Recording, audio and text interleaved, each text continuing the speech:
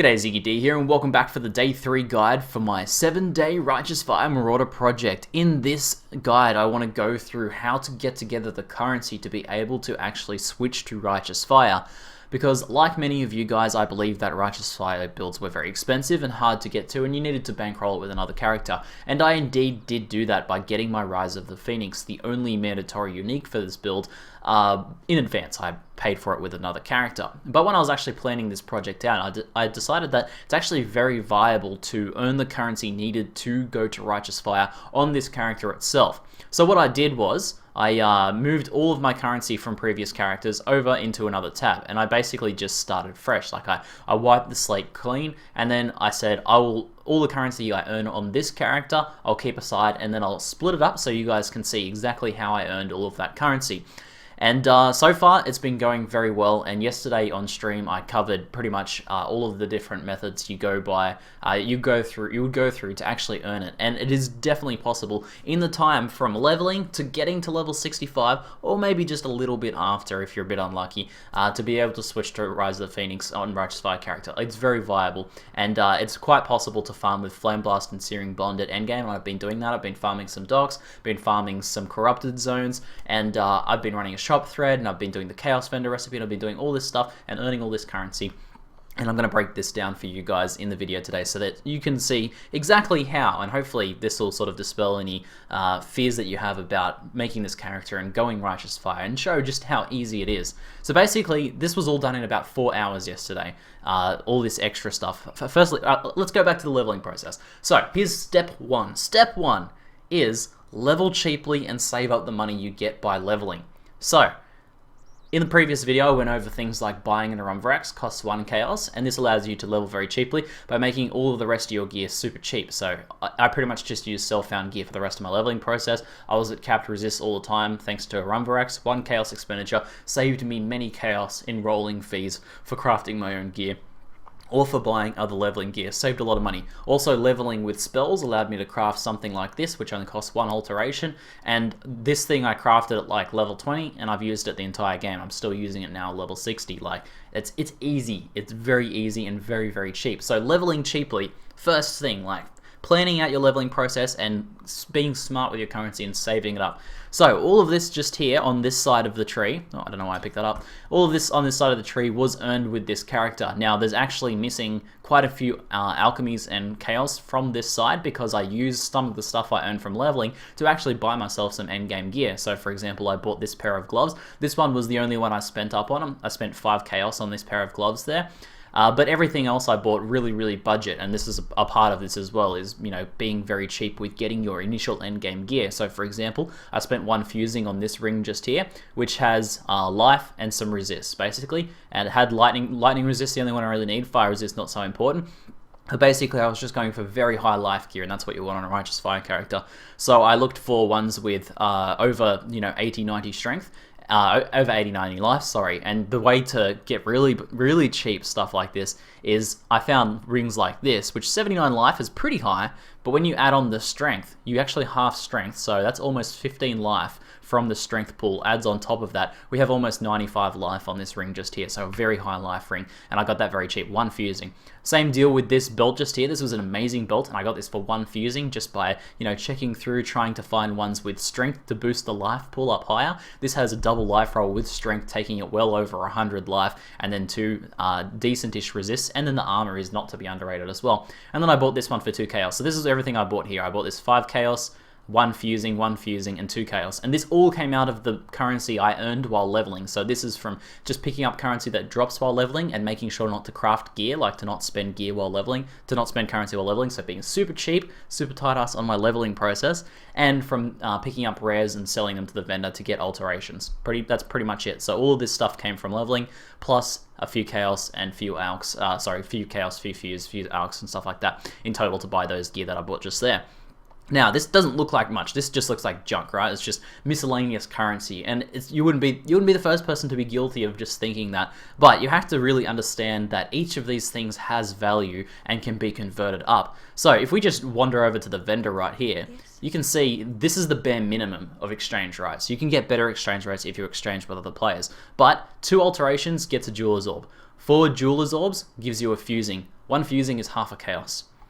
Easy. You can even trade fusing straight up to Exalt if you get enough Exalts and trade them at the current market rate for fusing to Exalts, or you can trade them for Chaos and then trade your way up to Exalts, or just trade the Chaos for the Rise of the Phoenix you need. But basically, here's the math. I wrote it down because, I'm terrible at math. But 8 alterations is essentially fusing. So 16 alts at vendor prices is about a Chaos. Easy. So each one of this is about a chaos, but you're actually going to get better. It's going to be better if you trade to other players, if you can do that. Trade alterations to chaos. People are always looking for extra alterations for rolling maps and stuff like that.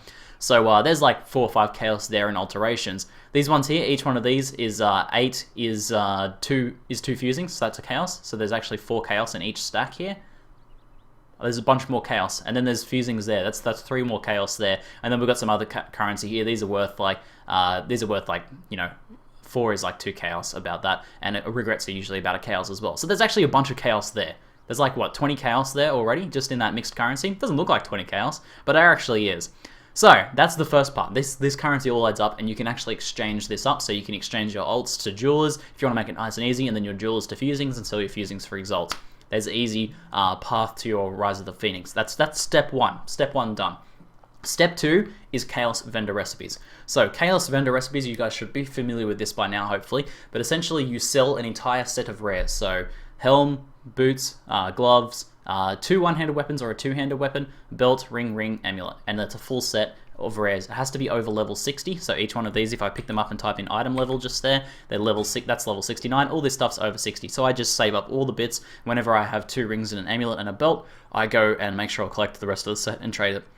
So far, in 4 hours, I made 3 chaos from that. It's not a huge amount, but it's consistent income that you will constantly make. So if nothing else, if you have terrible luck with drops, and if you never make any trades or anything like that, you're still going to make currency from the Chaos Orb vendor recipe regularly. You're still going to get extra chaos from that. So that's also taken me away. I'm also using the unidentified chaos recipe, which is a full set of unidentified over 60 rares, and this gives 2 chaos per set. So I'm actually getting a bit towards the first one there. It takes longer to build this set, but what I usually use is not so good base items. So I'm using things like studded belts. I'm using ES gear because ES gear is not very popular for trading at the moment, and I'm just using one-handers that I don't suspect will roll very well. So eventually I'll build up some unidentified sets and trade those for chaos as well. Get extra chaos that way. So that's step 2, vendor recipes. There's also some other vendor recipes you can do. Another good one to do is to check vendors for, firstly, chromatic items. So you can get those chromes. A lot of those came from vendors, so just buying them from the vendors and then selling them back. So that's items with 3 linked different color sockets. And then there's things like buying rock breakers, stone hammers, these guys just here.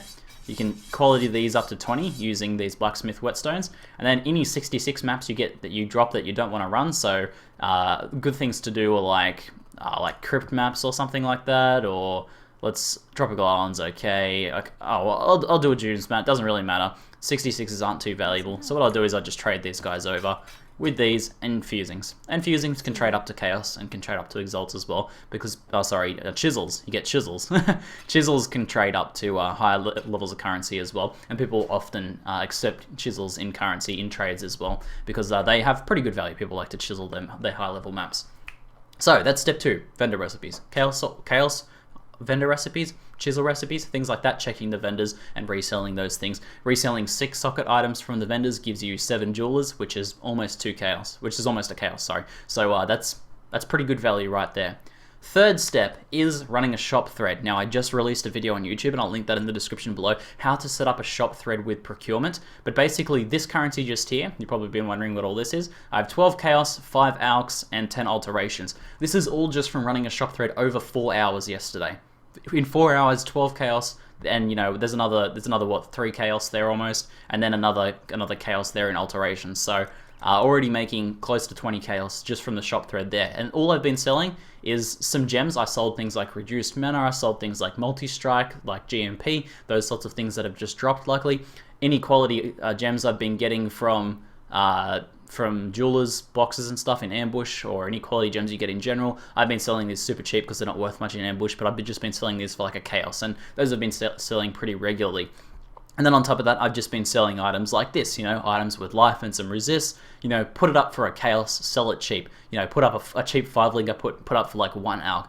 get a pretty nice ring like this, put it up for like 2-3 chaos. That's pretty much it. Just selling everything super cheap, but making that consistent income as well. And all three of these things come together. And just estimating, I estimated something like 20 chaos there, almost 20 chaos there, and then there's another 3 chaos there. I'm probably like, I guess I would say 60%, 70% of the way to an Exalt. So Rise of the Phoenix cost about 1.5 Exalts at the moment in Ambush, 1.5 to 2 Exalts. I would, at this rate, in about another 4 to 8 hours, I would probably have my Rise of the Phoenix. You can definitely, hopefully, see that how this scales up and how you can continue doing this. This is only a very short time, and even if you get very unlucky, even if you're the most unlucky player in the world, and I don't consider myself to be very lucky, you can do this over just a slightly longer period of time. Take a couple days, and you will be able to, basically farm your character around level 65. Maybe you have to go all the way to 70, just farming some docks and stuff like that, but not a big deal really. And then you'll be able to get your Rise of the Phoenix and switch to your Righteous Fire character on this very character itself. So I think this is a very viable character to start as your first character. It's going to take a little bit longer if Rise of the Phoenixes are a bit more expensive, but you can also sell stuff really well if you get to endgame pretty quickly in the start of a league. So hopefully you guys, this sort of puts it out there for you guys nice and clean, lays it out how you actually make the currency to be able to buy an item like this, and this will work for any build. But if you guys have any questions, feel free to let me know in the comments below. That's it for now. I'm Ziggy D, and thanks for watching.